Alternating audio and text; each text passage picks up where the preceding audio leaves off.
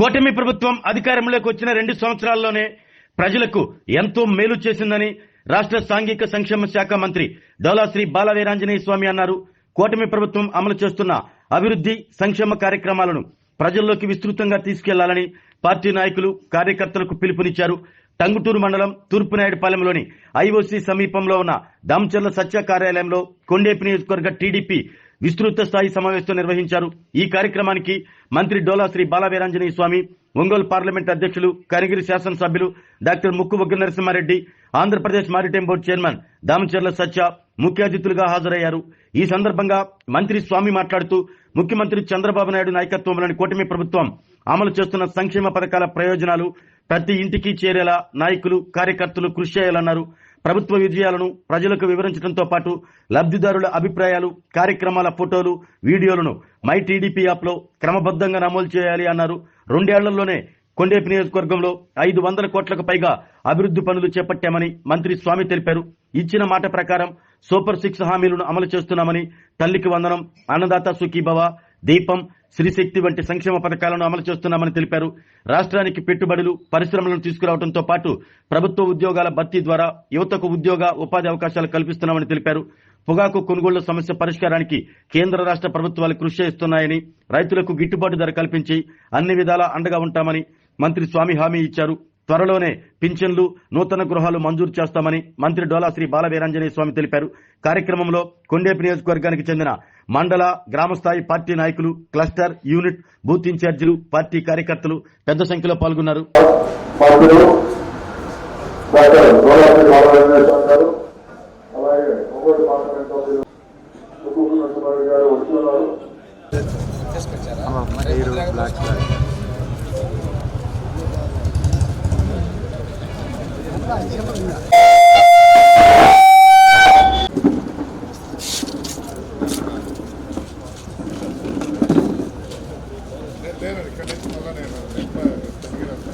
అందరూ వచ్చి కూర్చోవలసిన కోసమా కోసమా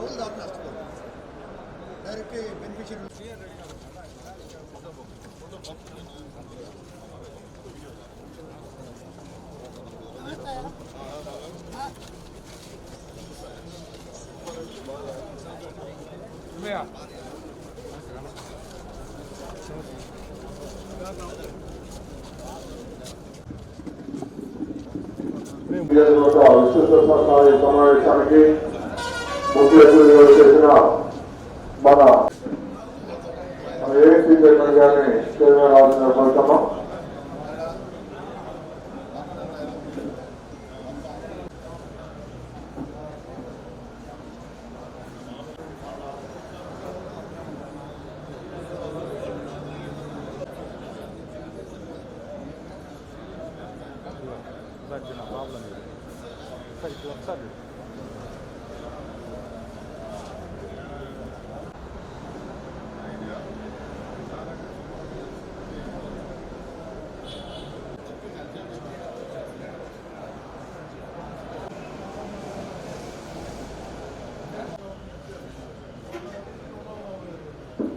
మన కోటేడి గారికి, జయబాబు గారికి, మరియు చేసినటువంటి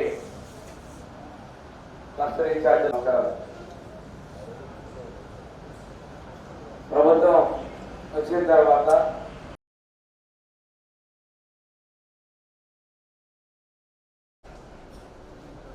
ఈరోజు ఓటీపీ ఎలా చేయాలి, ఒక సౌండ్ పెట్టు, బాగా సౌండ్ పెట్టు.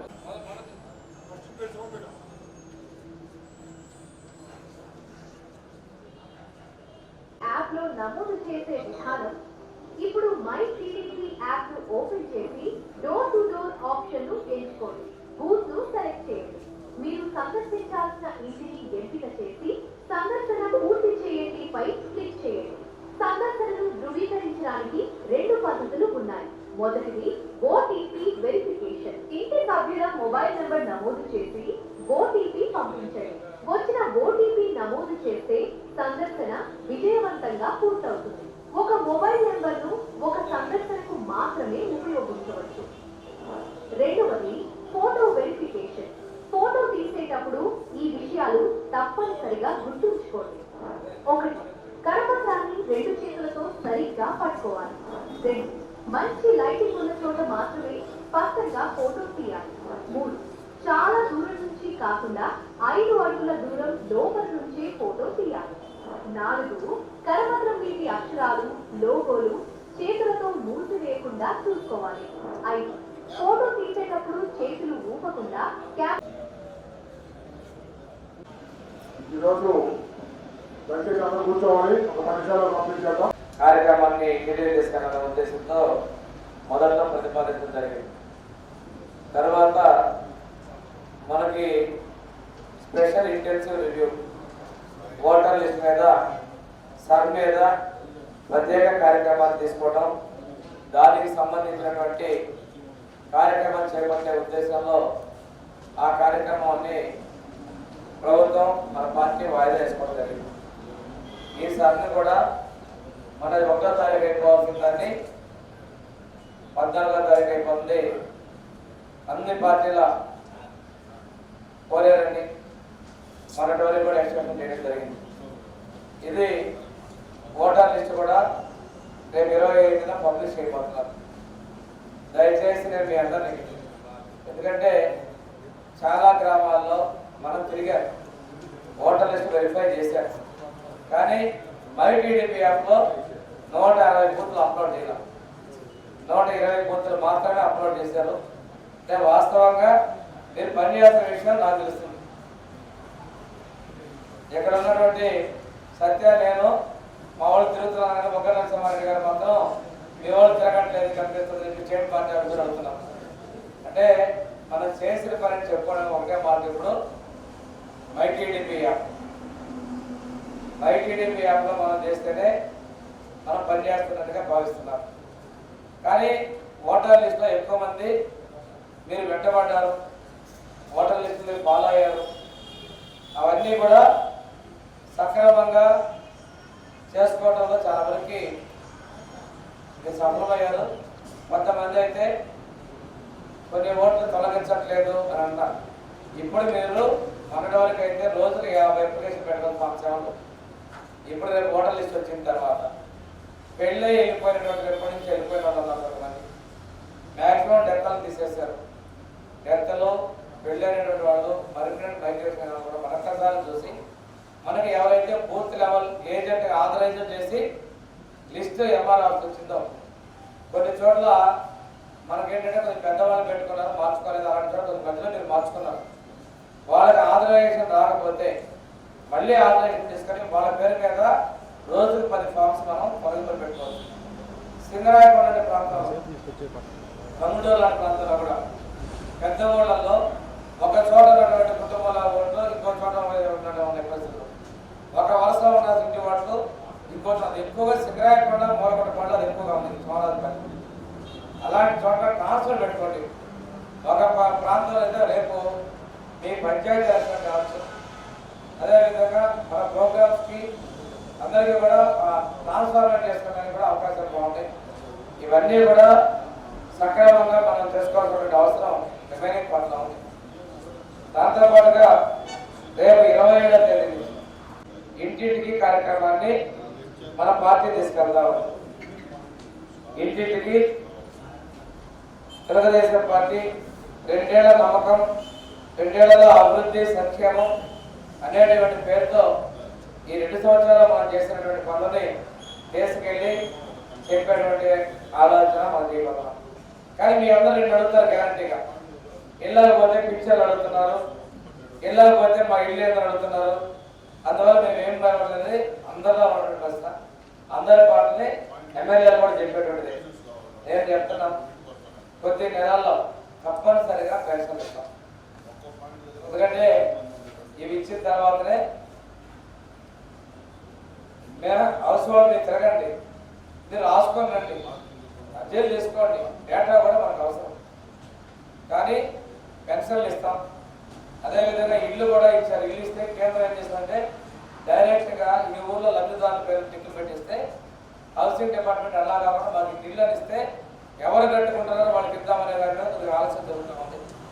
మనకి ఆల్రెడీ కొంతమంది పేరు కొన్ని ఊళ్ళలో రావడం కూడా జరిగింది. పూర్తి స్థాయిలో ఆ డేటాను కూడా ఈ నెలలోనే హౌసింగ్ కూడా ఇవ్వబోతున్నాం. మీరు తిరిగేటప్పుడే ఇలాంటివి మనం చేసుకోవడం జరుగుతుంది. మూడోది ఇళ్ల స్థలాలు. చాలా మంది మా ఊర్లో 50 మందికి ఇళ్ల స్థలాలు కాబట్టి అర్జీలు ఇస్తున్నారు. అలా కాకుండా మీరు అర్జీలు కలెక్ట్ చేసుకొని ఒకటి సంతకం పెట్టించుకొని మీరు ఐడెంటిఫై చేసినటువంటి 10 కుటుంబాలు 15 కుటుంబాలు వ్యక్తిగతంగా ఒక్కొక్క అర్జీ సపరేట్గా తహసీల్దార్కి ఇవ్వాలి. ఆ కామన్గా లిస్టు నాకు ఇస్తే ఆ లిస్టు నేను పంపిస్తాను. ఇండివిజువల్ అర్జీలు ఈ లిస్టు కలిపి మీరు తహసీల్దార్కి సబ్మిట్ చేసుకున్నట్టయితే దానిలో వెరిఫై చేసుకొని హౌస్ డేటా కొత్త ఇళ్ల స్థలాల డేటా కూడా ఇస్తారు. మనం ఏంటంటే ఇచ్చేటప్పుడు అర్జీ పెడదాం అనుకుంటున్నాం. మనం అర్జీలు పెట్టుకుంటే ఇన్ని అవసరం అయితే భూమి కొనాలా వేరే భూమి చూడాలని ప్రభుత్వం నిర్ణయం చేస్తారు. దయచేసి ఆ ఇంటి స్థలాలకి డిమాండ్ ఉన్నప్పుడు కూడా మనం ముందు వ్యక్తిగత కుటుంబాలతో అర్జీలు పెట్టించాల్సిన అవసరం కూడా తెలియజేసుకుంటూ ఇప్పుడు ఈ ఇంటింటి ప్రచార కార్యక్రమాన్ని కూడా మనం రేపు 27 స్టార్ట్ చేసుకోవాలి. వాస్తవంగా చూసుకుంటే ఈ ప్రోగ్రామ్స్కి అసలు గ్యాప్ లేకుండా ఉండిపోయింది.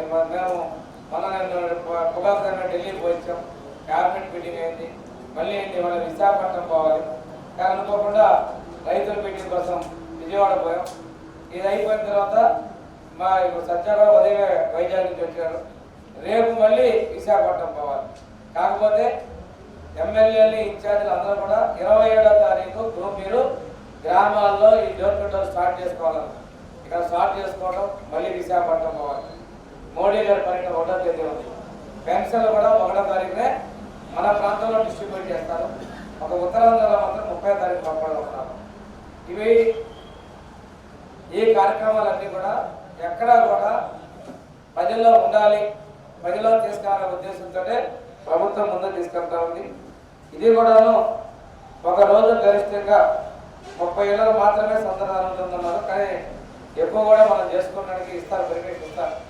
ఇది బూత్ కమిటీల ద్వారా ఎవరైతే బూత్ కమిటీ బూత్ ఏజెంట్ ఉన్నారో ప్రభుత్వం ఉన్నప్పుడు లో గ్రేడ్ని 11.9 మిలియన్ 25 కోట్ల రూపాయలు పెట్టి కొనుగోలు చేశారు. ఆ నెక్స్ట్ వాళ్ళు అమ్ముకున్నారు. రైతులకు కొద్దిగా ఇబ్బంది జరిగింది.